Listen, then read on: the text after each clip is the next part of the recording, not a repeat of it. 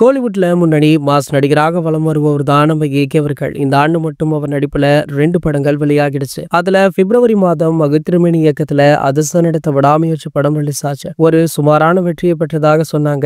அதன் பிறகு ஏப்ரல் மாதம் குட் பேட் அக்லி அப்படின்ற தரமான ஹிட் படத்தை கொடுத்து செம்ம கம்பேக் கொடுத்தாரு. சோ அந்த படம் பாத்தீங்கன்னா ஆதிக் ரவிச்சந்திரன் இயக்கியிருந்தாரு. இந்த 2 படங்களுமே நம்ம ஏகே அவர்களுக்கு ஜோடியாக த்ரிஷா நடிச்சிருந்தாங்க. குட் பேட் அக்லி படத்துடைய வெற்றிக்கு பின்னர் அதிர்ஷ்டம் நடிக்கவுள்ள ஏகே 64 படம் பற்றிய அப்டேட்டுகள் அவ்வப்போது சோஷியல் மீடியாக்கள்ல வெளியாகி வைரலுமே ஆகிட்டு இருக்கு. அதிர்ஷ்டம் நடிக்கவுள்ள ஏகே 64 படத்தை இயக்க பல இயக்குனர்கள் போட்டி போட்டாலுமே அந்த வாய்ப்பை தட்டி தூக்கி இருக்காரு நம்ம Adhik Ravichandran. Good bad ugly படத்துல பணியாற்றிய போதே ஆதிக்குடைய ஒர்க்கிங் ஸ்டைல் நம்ம ஏகே அவர்களுக்கு ரொம்பவே பிடிச்சிருக்கு. அவரையே தன்னுடைய அடுத்த படத்தை இயக்க சொல்லியிருக்காரு நம்ம அதிர்ஷ்டர் அவர்கள். தற்போது ஏகே 64 படத்துடைய ஆரம்ப கட்ட பணிகள் ஸ்டார்ட் ஆகியிருக்கு. அது மட்டும் இல்லாம இந்த படத்துடைய ஆரம்ப கட்ட பணிகள் ஸ்டார்ட் ஆகி உள்ளதை அடுத்து படத்துடைய ஏதாவது அப்டேட் வெளியிட வேண்டும் அப்படின்னு ஆதிக் அவர்கள் நம்ம ஏகே கிட்ட ரெக்வஸ்ட் பண்ணிருக்காரு. அதற்கென்ன விட்டா போச்சு அப்படின்னு சொல்லி நம்ம ஏகே அவர்களுமே சம்மதம் தெரிவிச்சிருக்காரு. சோ கூடிய விரைவிலேயே பாத்தீங்கன்னா இந்த படத்துடைய ப்ரோமோ வெளியாக போகுது. அதற்கான ப்ரோமோ ஷூட் அடுத்த வாரம் நடைபெற உள்ளதாக சொல்லப்படுது.